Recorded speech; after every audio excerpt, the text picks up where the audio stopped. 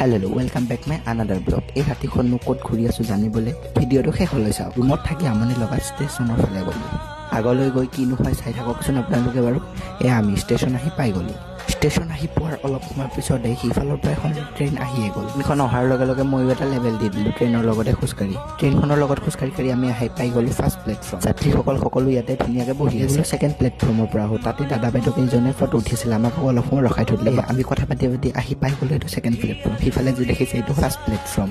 Second প্লেটফৰ্মৰ পৰা first প্লেটফৰ্মলৈ আহোঁতে আকৌ এখন ট্ৰেইন আহিল।